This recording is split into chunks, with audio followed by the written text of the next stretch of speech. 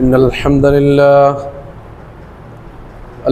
لله نحمده ونستعينه ونستغفره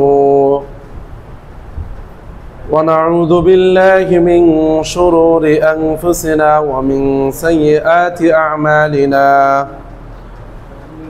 من يهده الله فلا مضل له ومن يضلله فلا هادي له وأشهد أن لا إله إلا الله وحده لا شريك له وأشهد أن محمدًا عبده ورسوله الذي أرسله الله تعالى بالحق بشيرًا ونذيرًا وداعيًا إلى الله بإذنه وسراجًا وقمرًا منيرًا أما بعد فإن خير الحديث كتاب الله وخير الهدي هدي محمد صلى الله عليه وسلم وشر الأمور محدثتها وكل محدثة بدعة وكل بدعة ضلالة وكل ضلالة في النار أعوذ بالله من الشيطان الرجيم ولقد ذرأنا لجهنم كثيرا من الجن والإنس لهم قلوب لا يفقهون بها ولهم أعين لا يبصرون بها ولهم آذان لا يسمعون بها أولئك كالأنعام بل هم أضل وأولئك هم الغافلون الحمد لله যাবতীয় হামদ সানা প্রশংসা মহান রব্বুল আলামিনের জন্য যে রব্বুল আলামিন আমাদেরকে দীর্ঘ একটি সপ্তাহ পর জুমা মসজিদে উপস্থিত হওয়ার তৌফিক দান করেছেন। সে আল্লাহ তাবারক ওয়া তাআলার দরবারে আমরা শুকরিয়া আদায় করে নেই আলহামদুলিল্লাহ। অতঃপর দরুদ ও সালাম পেশ করছি সেই মহামানবের প্রতি যাকে আল্লাহ তাবারক ওয়া তাআলা মানবতার মুক্তি দূত করে প্রেরণ করেছেন, যিনি হচ্ছেন আমাদের আদর্শ নেতা, আদর্শ দায়ী, আদর্শ ব্যক্তিত্ব, যার আদর্শ বাস্তবায়ন করা আল্লাহ তাবারক ওয়া তাআলা আমাদের উপর ফরজ করে দিয়েছেন। সে আমাদের আদর্শ নেতা, আদর্শ দায়ী, আদর্শ ব্যক্তিত্বের প্রতি সংক্ষিপ্তভাবে দরুদ ও সালাম পেশ করছি। আল্লাহুম্মা সাল্লি আলাইহি আল্লাহুম্মা বারিক আলাইহি। সম্মানিত সমবেত জুমা মসজিদের মুসল্লিন ইকরাম, আজকে আমরা জুমার খুতবায় যে বিষয়টি নিয়ে আলোচনা করব তা হচ্ছে যুব সমাজের অবক্ষয়ের কারণ ও করণীয়। এরপরে আমরা খুতবার শুরুতে যে আয়াতটি নিয়ে তেলাওয়াত করলাম, এই আয়াতের অনুবাদ এবং সামান্য ব্যাখ্যা করব ইনশাআল্লাহ। ওমা তৌফিক ইল্লা বিল্লাহ। সম্মানিত উপস্থিতি, আল্লাহ তাবারক ওয়া তাআলার দরবারে কাল কিয়ামতের ময়দানে যখন কোনো ছায়া থাকবে না, সূর্য যখন মাথার উপরে থাকবে, তখন আল্লাহ তাবারক ওয়া তাআলা তার আরশের ছায়ার নিচে 6 শ্রেণীর মানুষকে ছায়া দান করবেন। 6 শ্রেণীর মানুষ এই আরশের নিচে আল্লাহ তাবারক ওয়া তাআলার দয়া অনুগ্রহে থাকবেন। এর মধ্যে এক শ্রেণী হচ্ছে ওই যুবক যার যৌবন কাটিয়েছে আল্লাহর ইবাদতে। তবে দুঃখের বিষয় হচ্ছে আজকে আমাদের যে যুব সমাজ যেভাবে ধ্বংস হচ্ছে, তার উল্লেখিত 6টি কারণ আমি আজকে উল্লেখ করব ইনশাআল্লাহ। যে এই 6টি কারণ না থাকায় আজকে আমাদের যুব সমাজ সেই আল্লাহর আরশের যে ছায়া সে ছায়ার তলও পাবে না, এবং আল্লাহর যে রহমত, আল্লাহর যে মাগফিরাত, আল্লাহর যে দয়া, এই দয়া থেকে আজকে তারা বিচ্ছিন্ন হয়ে গেছে। আমি 6টি যে বিষয় নিয়ে বলছিলাম, এর মধ্যে 1 নম্বর বিষয় হচ্ছে আল্লাহ ভীতি ও তাকওয়া থেকে দূরে থাকা।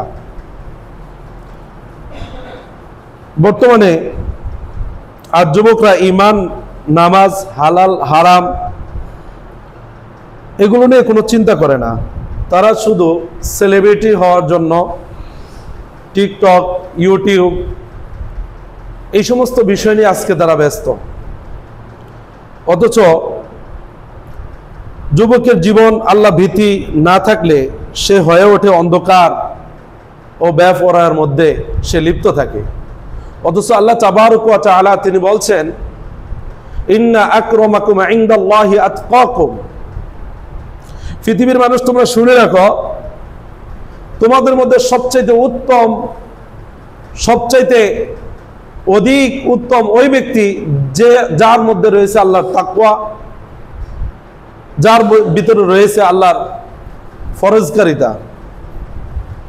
আল্লাহ তাবারক ওয়া তাআলা তিনি বলছেন, ইন্না আকরামাকুম, নিশ্চয়ই তোমাদের মধ্যে অধিক সম্মানিত হচ্ছে ওই ব্যক্তি ইনদাল্লাহ, আল্লাহর কাছে, আতকাকুম, তোমাদের যারা তাকওয়াবান, তোমরা যারা আল্লাহ ভীরু, তোমরা যারা আল্লাহ তাবারক ওয়া তাআলার তাকওয়াকে তোমরা অবলম্বন করো। গুনাহ করলে সাথে সাথে আল্লাহর কাছে ক্ষমা চাও, আল্লাহ তাবারক ওয়া তাআলার ইবাদত বন্দেগী তোমরা করে যাচ্ছ, কিন্তু তোমরা অধিক আল্লাহকে ভয় করছো। শুনে রাখো, তোমাদের মধ্যে সবচেয়ে উত্তম সম্মানিত ব্যক্তি আল্লাহর কাছে হচ্ছে ওই ব্যক্তি যে ব্যক্তি আল্লাহর তাকওয়াকে অবলম্বন করে, আল্লাহকে ভয় করে। যখন কোনো অপরাধ করবে, যখন কোনো অন্যায় করবে, যখন কোনো জুলুম করবে, যখন কোনো মিথ্যা কথা বলবে, যখন কোনো অন্যের সম্পদ ভক্ষণ করবে হারামভাবে, তখন যেন তোমাদের হৃদয়ে সে আল্লাহর ভয়টা থাকে। আর যদি সে আল্লাহর ভয়টা থাকে, তাহলে শুনে রাখো, আল্লাহর কাছে তোমাদের মধ্যে সবচেয়ে আল্লাহর কাছে সম্মানিত ব্যক্তি হচ্ছে ওই ব্যক্তি যার রয়েছে হৃদয়, যার রয়েছে আল্লাহ ভীরু। আরেকটি বিষয় হচ্ছে, মানুষ যদি আল্লাহর ভীরু যদি না থাকে, আল্লাহর ভীতি যদি মানুষের মধ্যে না থাকে, তাহলে মানুষ অন্ধকারে চলে যায়। অথচ আল্লাহ তাবারক ওয়া তাআলা তিনি বলছেন যে আল্লাহু নূরুস সামাওয়াতি ওয়াল আরদ, আল্লাহ তিনি হচ্ছেন এই আকাশ, এই জমিনের আলো, নূর, আলোর পথ দেখান আল্লাহ। তার মানে হচ্ছে, আমি যদি আমার ভিতরে যদি আল্লাহ ভীরুতা না থাকে, আল্লাহ তাকওয়া থেকে যদি আমি দূরে থাকি, তাহলে এই যুব সমাজ অবক্ষয়ের মূল 1 নম্বর কারণ হচ্ছে এটা। তার মানে আল্লাহ হচ্ছেন আকাশের নূর, আল্লাহ হচ্ছেন এই জমিনের নূর, আর এই আল্লাহ ভীরুতা যদি আমার ভিতরে না থাকে, তাহলে আমি থাকবো অন্ধকারের ভিতরে। আল্লাহ তাবারক ওয়া তাআলা অন্য আয়াতে বলেন, আল্লাহু ওয়ালিয়ুল্লাযীনা আমানু ইউখরিজুকুম মিনাদ-যুলুমাতি ইলান-নূর ওয়াল্লাযীনা কাফারু আউলিয়াহুমুত তাগুত ইউখরিজুনাহুম মিনান-নূরি ইলাদ-যুলুমাত।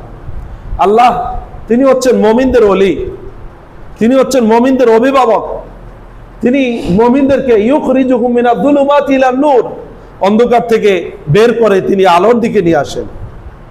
আর আল্লাহ বলছেন, ওয়াল্লাযীনা কাফারু আউলিয়াহুমুত তাগুত, আর যারা কুফরি করে তাদের আউলিয়া, তাদের বন্ধু হচ্ছে শয়তান, তাগুত। ইউখরিজুনাহুম মিনান-নূরি ইলাদ-যুলুমাত, সেই শয়তান, সে তাগুত এদেরকে ঈমান থেকে, আলো থেকে বের করে অন্ধকার থেকে নিয়ে যায়। সম্মানিত উপস্থিতি, তো যুব সমাজ অবক্ষয়ের 1 নম্বর কারণ আমরা বলছিলাম যে আল্লাহ ভীতি ও তাকওয়া থেকে দূরে সরে যাওয়া, দূরে থাকা। আজকে আমরা এগুলো নিয়ে ব্যস্ত নেই। আজকে আমরা ব্যস্ত আছি সেই সেলিব্রিটি হওয়ার জন্য, কিভাবে কি করব, এগুলো নিয়ে আমরা আজকে ব্যস্ত। তাহলে এটার করণীয় কি? আমাদের করণীয় হচ্ছে আল্লাহ ভীতি গড়ে তোলা ও তাকওয়ার পরিবেশ তৈরি করা। আল্লাহ সুবহানাহু ওয়া তাআলা তিনি 7 শ্রেণীর মানুষকে কিয়ামতের ময়দানে যখন কোনো ছায়া থাকবে না, তখন যেই আরশের নিচে যে ছায়া দিবেন, এর মধ্যে 1 শ্রেণীর ব্যক্তি হচ্ছে এই যুবক সমাজ, যারা আল্লাহর ইবাদতে তার যৌবনকে কাটিয়ে দেয়। 2 নম্বর বিষয় আমরা যেটা নিয়ে আসছিলাম, যে যুব সমাজ অবক্ষয়ের 2 নম্বর কারণ হচ্ছে ইসলামের শিক্ষা থেকে দূরে থাকা। আল্লাহ তাবারক ওয়া তাআলা তিনি বলছেন, কুল, হে নবী আপনি বিশ্ববাসীকে বলে দেন, হাল ইয়াস্তাউিল্লাযীনা ইয়ালামুনা ওয়াল্লাযীনা লা ইয়ালামুন, যারা জানে আর যারা জানে না তারা কি সমান? তারা তো সমান হতে পারে না। আজকে আমরা আমাদের ভিতরে ইসলামী জ্ঞান নেই। এখন যদি আমাকে জিজ্ঞেস করা হয়, আল্লাহ সম্পর্কে প্রশ্ন করা হয়, আমরা উত্তর দিতে পারবো না। আমাকে যদি দ্বীন সম্পর্কে জিজ্ঞেস করা হয়, আমরা উত্তর দিতে পারবো না। আমাকে যদি আমার নবী মুহাম্মদুর রাসূলুল্লাহ সাল্লাল্লাহু আলাইহি ওয়াসাল্লাম, যিনি কিয়ামতের ময়দানে 1 জাররা পরিমাণ ঈমান যার ভিতরে থাকবে তাকে সুপারিশ করে জান্নাতে নিয়ে যাবেন, সেই নবী সম্পর্কে আমার আর আপনার ধারণা নেই। সে জ্ঞান নেই আমাদের সমাজে। আজকে আমাদের জ্ঞান আছে কি? দুনিয়াবি যত রাজনৈতিক যা কিছু রয়েছে, সকল কিছুর জ্ঞান আমাদের রয়েছে। কিভাবে কি করলে আমরা ডেভেলপ হব, এই বিষয়ে আমাদের জ্ঞান রয়েছে, এই চর্চা আমাদের সমাজে রয়ে গেছে। আজকে আমরা আমাদের স্কুল কলেজ বা মাদ্রাসাগুলোর দিকে তাকাই, সেখানেও আজকে জ্ঞান নেই আমাদের। আজকে স্কুলের যে ইসলাম শিক্ষা আগে আমরা পড়েছিলাম, সে বিষয়টা এখন হচ্ছে, তাও যে জ্ঞান আছে সেই জ্ঞানগুলো হচ্ছে বিকৃত। রাসূলুল্লাহ সাল্লাল্লাহু আলাইহি ওয়াসাল্লাম জীবনী নিয়ে কোনো আলোচনা নেই। আল্লাহ তাবারক ওয়া তাআলার যে কোরআনুল কারীম জ্বলন্ত একটি প্রমাণ, সে কোরআন থেকে কোনো আলোচনা নেই।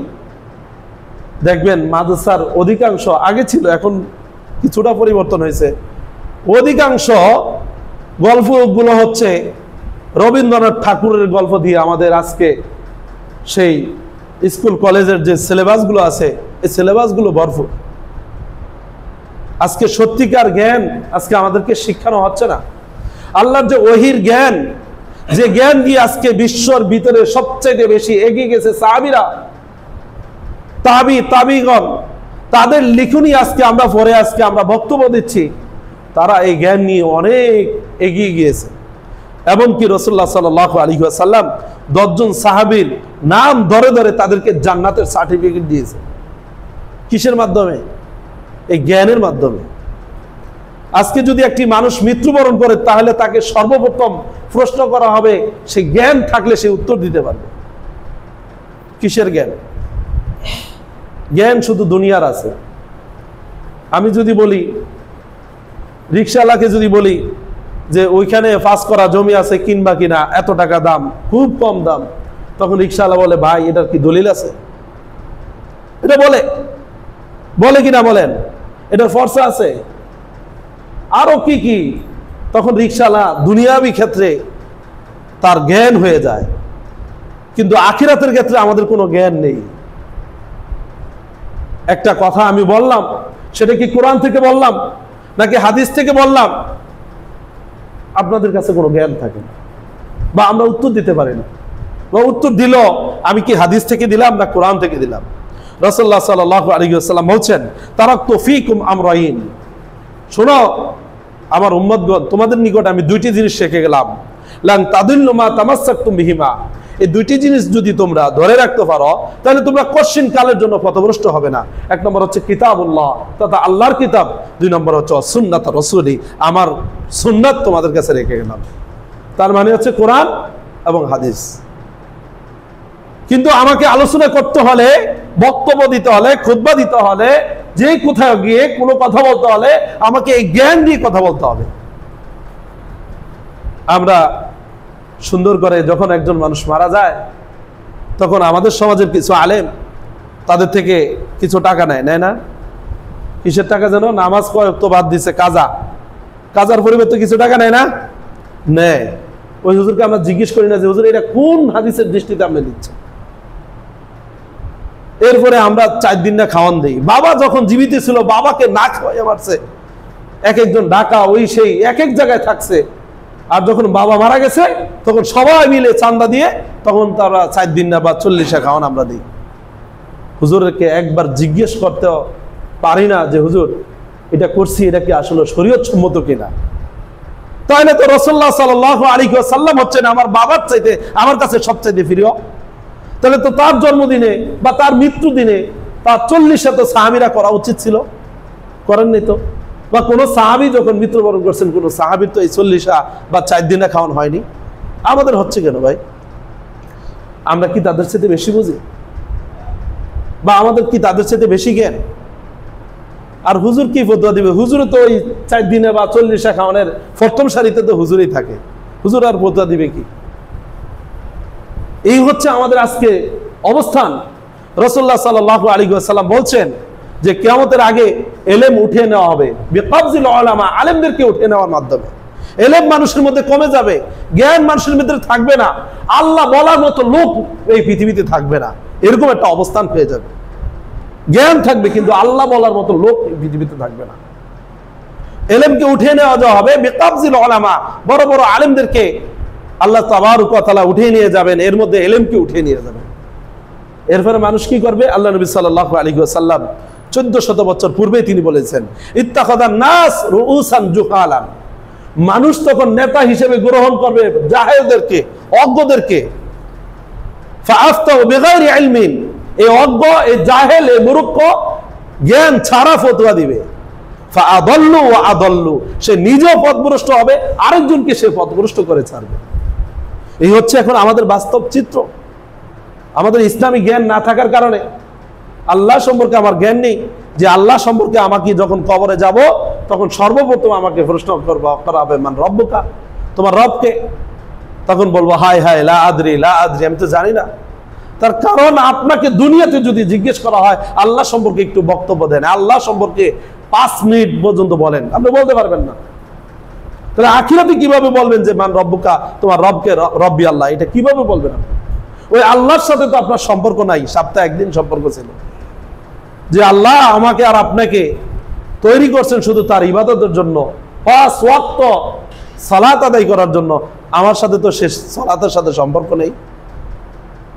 ফজর সময় আমরা ঘুমিয়ে থাকি, জোহরের সময় আমরা কাজে থাকি, আসরের সময় আমরা ব্যস্ত থাকি, মাগরিবের সময় আমরা চায়ের চলে থাকি, ঈশার সময় আবার গল্প গুজাবে কাটিয়ে দিয়ে আবার সেই গরু মহিষ ছাগল ভেড়া এগুলোর মতো আমরা জীবন যাপন করছি।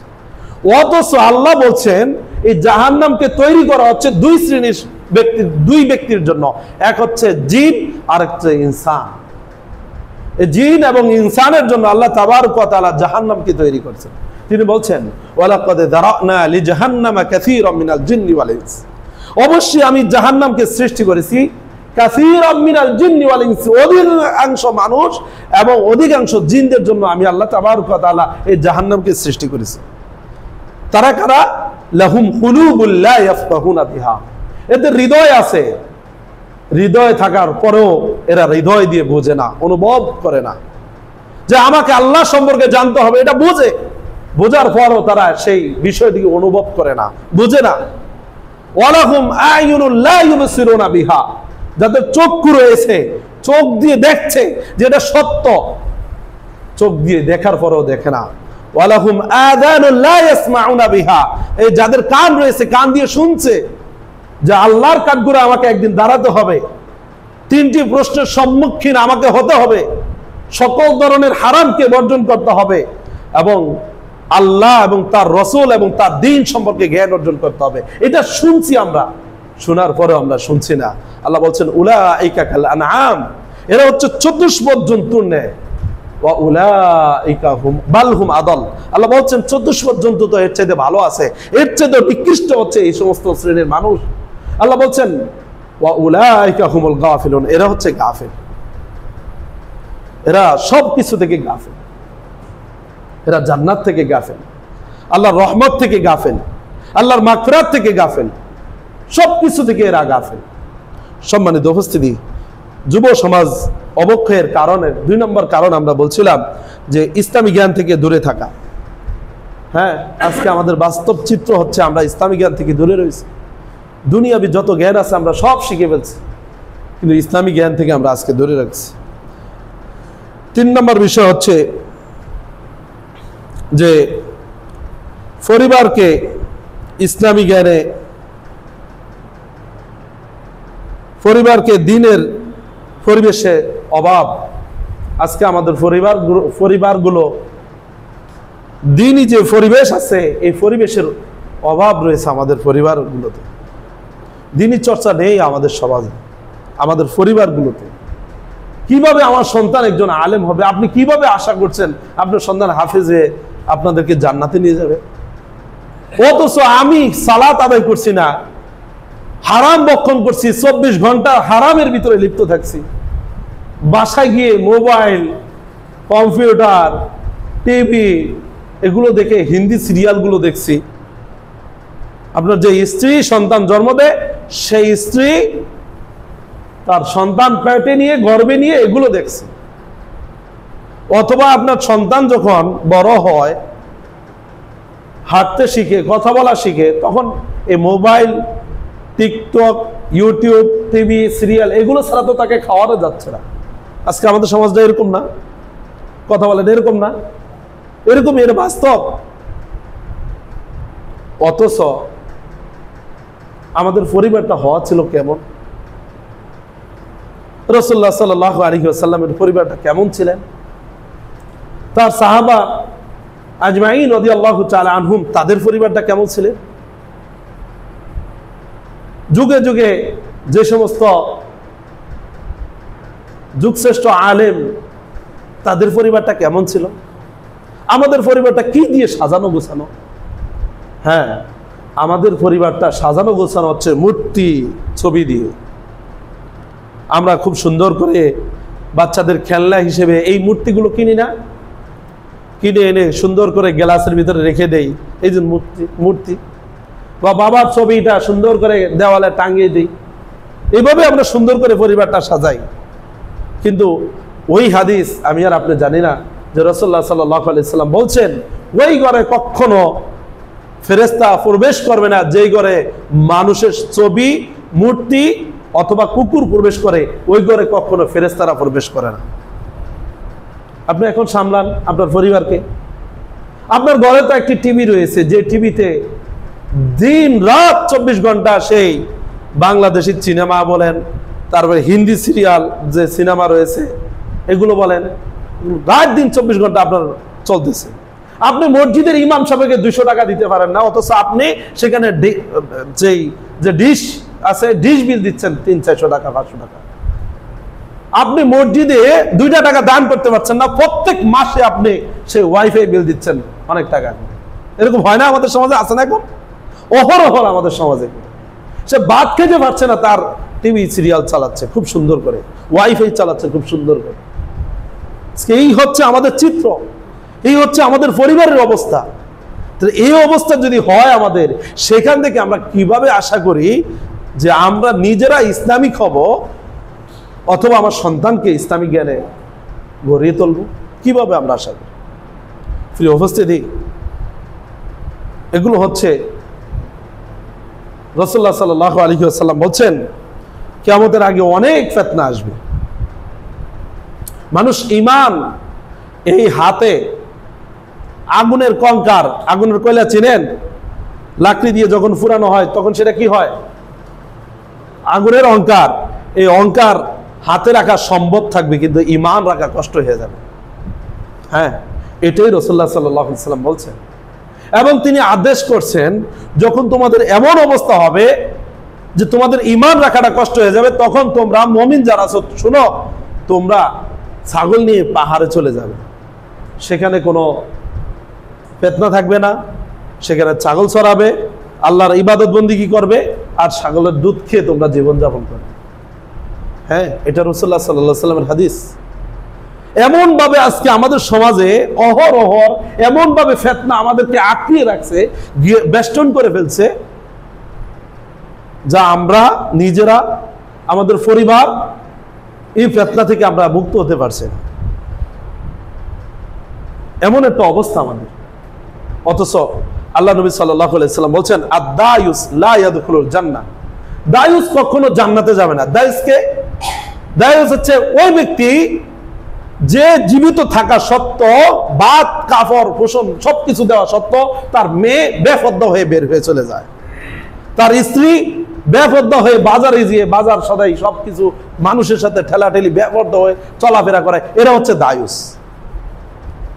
চিন্তা করেন, আপনি এত কষ্ট করে ইনকাম করছেন, কামাই করছেন, রোজগার করছেন, যে সন্তানের জন্য, যে মেয়ের জন্য, যে স্ত্রীর জন্য, সেই স্ত্রী, সে সন্তান, সে ছেলে যদি আল্লাহর হুকুমতে না থাকে, তাহলে আল্লাহ নবী সাল্লাল্লাহু আলাইহি সাল্লাম আপনাকে বলছে দায়ুস। মানে আপনার স্ত্রী বেপর্দা চলতেছে, তা আপনি কি দায়ুস? আপনার মেয়ে ইউনিভার্সিটির নাম দিয়ে কোথায় গিয়ে বেড়াচ্ছে, কার সাথে ঘুরছে, আপনি জানছেন না, আপনি খরচ দিচ্ছেন, টাকা দিয়ে পাঠিয়ে দিচ্ছেন, আপনি দায়ুস। আল্লাহ নবী সাল্লাল্লাহু আলাইহি সাল্লাম বলছেন এই দায়ুস কখনো জান্নাতে যাবে না। এরপরে আল্লাহ নবী সাল্লাল্লাহু আলাইহি ওয়াসাল্লাম বলছেন যে কুল্লুকুম রাঈন, শোনো তোমরা প্রত্যেকেই দায়িত্বশীল, ওয়া কুল্লুকুম মাসউলুন আন রাইয়াতিহি, আর তোমাদেরকে প্রত্যেককে দায়িত্ব সম্পর্কে জিজ্ঞেস করা হবে। বাবাকে জিজ্ঞেস করা হবে তার সন্তান সম্পর্কে, মাকে জিজ্ঞেস করা হবে তার স্ত্রীকে জিজ্ঞেস করা হবে তার স্বামীর সংসার সম্পর্কে। বাবাকে, আপনি যখন একজন বাবা, আপনাকে যখন জিজ্ঞেস করা হয় যে আপনার মেয়ে আপনার সামনে এই অপকর্মগুলো করেছে, আপনি কি দেখেননি? তখন আপনার কি উত্তর হবে? কি উত্তর দিবেন আপনি বলেন? রাসূলুল্লাহ সাল্লাল্লাহু আলাইহি ওয়াসাল্লাম বলেন আলা কুল্লুকুম রাঈন, শোনো তোমরা প্রত্যেকেই দায়িত্বশীল, ওয়া কুল্লুকুম মাসউলুন আন রাইয়াতিহি, আর তোমাদের প্রত্যেককে তোমার দায়িত্ব সম্পর্কে জিজ্ঞেস করা হবে। নেতাকে জিজ্ঞেস করা হবে প্রজা সম্পর্কে। এই যে তোমার প্রজারা যে মানুষ থেকে অন্যায়ভাবে টাকা পয়সা খুব খারাপি করে ছিনিয়ে খাচ্ছে, এইগুলো সম্পর্কে জিজ্ঞেস করা হবে নেতাকে। বলে নেতাকে কি জিজ্ঞেস? নেতাও তো খায়, তার নেতা যে তাকে জিজ্ঞেস করা হবে। শেষ পর্যন্ত জনগণকে জিজ্ঞেস করা হবে, তাহলে কেন তোমরা তাদেরকে এই স্পেস তোমরা তাদের জন্য কেন ছেড়ে দিলে? প্রিয় উপস্থিতি, একজন মেম্বারকে জিজ্ঞেস করা হবে তার এলাকা সম্পর্কে, একজন বাবাকে জিজ্ঞেস করা হবে তার পরিবার সম্পর্কে, একজন মাকে জিজ্ঞেস করা হবে তার সন্তান সম্পর্কে। কোথায় যাব আমরা সেদিন যদি আমাদের উত্তর সঠিক না হয়, তাহলে আমাদের করণীয় কি হবে? আল্লাহ তাবারক ওয়া তাআলা মৃত্যু যে কত ভয়াবহ, আমরা আল্লাহ তাবারক ওয়া তাআলার কাছে চাইবো লাউলা আখারতানি ইলা আজালিন করিবিন ফাআসাদদাক ওয়া আকুম মিনাস সালিহিন। আল্লাহর কাছে আমরা অবকাশ চাবো, কি যে লাউলা আখারতানি ইলা আজালিন করিব, আল্লাহ তুমি দয়া করে মায়া করে আর একটু অবকাশ আমাদেরকে দাও, দুনিয়াতে আবার ফাটাও, অথবা আমার যে এখন মৃত্যু, এই মৃত্যুটা এখন দিও না, 3 ঘন্টা বা 5 ঘন্টা বা একটু সময় বা 2 মিনিট সময় আমাকে দাও। দিলে কি করব? যে লাউলা আখারতানি ইলা আজালিন করিবিন ফাআসাদদাক ওয়া আকুম মিনাস সালিহিন, আমার সম্পত্তি যা আছে সব কিছু তোমার রাস্তায় দান সদকা করে দিয়ে আমি একজন সৎ ব্যক্তি হয়ে যাব। এটা কে বলবে? আমি এবং আপনি আল্লাহকে বলবো। আল্লাহ বলছেন ওয়ালা ইউআখিরুল্লাহু নাফসান ইযা জাআ আজালুহা, আল্লাহ বলছেন কখনো কোনো ব্যক্তিকে কখনো অবকাশ দেওয়া হবে না, যখন তার সময় হবে তখন তার মৃত্যু হবে। ওয়ালা ইউআখিরুল্লাহু নাফসান ইযা জাআ আজালুহা, যখন আপনার আর আমার সময় আসবে তখন আমি চলে যেতে হবে। এটাই বাস্তব, এটাই বাস্তব, এটাই বাস্তব। আপনি আপনার বাপ দাদার দিকে একটু তাকান তো, তাদের আজকে কি অবস্থা? তাদের তো খুব সুনাম ছিল আপনার চাইতে, তারা তো আজকে নেই। তার পূর্বে তাকান, এত ক্ষমতা, এত টাকা পয়সা, এত কিছু ছিল, আজকে তাদের দুনিয়াতে কোনো নাম নেই। আমি আব্দুল্লাহ, আপনি আব্দুর রহমান একদিন চলে যাব এই পৃথিবী ছেড়ে। এই মসজিদের জায়গায় থাকবে, সবকিছুর মতো ঠিক চলবে। এই ফ্যানের মতো থাকবে, এই কাঠের মতো থাকবে, এই মোবাইলের মতো থাকবে। থাকবো না আমি আর আপনি। এই জামার মতো থাকবে, টুপির মতো থাকবে। থাকবো না আমাদের হৃদয়। চলে যেতে হবে ওই মাটির নিচে, যে মাটির উপরে আমরা হাঁটছি, অপকর্ম করছি। ইযা যুলজিলাতিল আরদু জিলজালাহা ওয়া আখরাজাতিল আরদু আসফালাহা ওয়াকালাল ইনসানু মা লাহা ইয়াউমাইযিন তুহাদ্দিসু আখবারাহা। সেদিন এই মাটি আপনার অপকর্ম সবকিছু বলে দেবে, প্রকাশ করে দেওয়া হবে আপনার অপকর্মগুলো। যে মাটির উপরে আপনি আছেন, এই মাটির উপরে থেকে যে আপনি অপকর্মগুলো করছেন, এই অপকর্মগুলোকে সেদিন প্রকাশ করে দেওয়া হবে। সে মাটির নিচে আমাকে আপনাকে চলে যেতে হবে। একবার আল্লাহর দিকে তাকিয়ে হলো, একবার চলুন ফিরে আসুন। সে আমাদের আল্লাহ তাবারক ওয়া তাআলা আমাদের জন্য যে শান্তি, যে নিয়ামত রেখেছেন, সে শান্তি এবং নিয়ামতের দিকে, সেটা হচ্ছে ইসলাম, এটা হচ্ছে আল্লাহ যা বলেছেন, রসুল যা বলেছেন, সেটা হচ্ছে কোরআন। একবার আমরা ইসলামের দিকে ফিরে আসি। আল্লাহ তুমি আমাদেরকে সে তৌফিক দান করো, আমিন। সম্মানিত উপস্থিতি, বাকি তিনটি বিষয় আমরা আগামী সপ্তাহে আলোচনা করব ইনশাআল্লাহ। ওয়া তাওফিক ইল্লা বিল্লাহ, আলাইহি তাওয়াক্কালতু ওয়া ইলাইহি উনীব।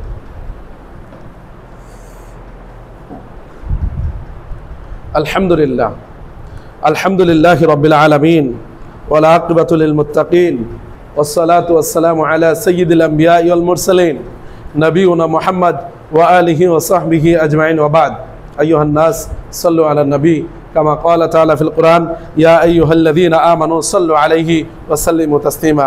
আমরা সবাই দরুদ পড়ি। আল্লাহুম্মা সাল্লি আলা মুহাম্মদ ওয়া আলা আলি মুহাম্মদ কামা সাল্লাইতা আলা ইব্রাহিম ওয়া আলা আলি ইব্রাহিম ইন্নাকা হামিদুম মাজিদ। আল্লাহুম্মা বারিক আলা মুহাম্মদ ওয়া আলা আলি মুহাম্মদ كما باركت على إبراهيم وعلى آل إبراهيم إنك حميد مجيد.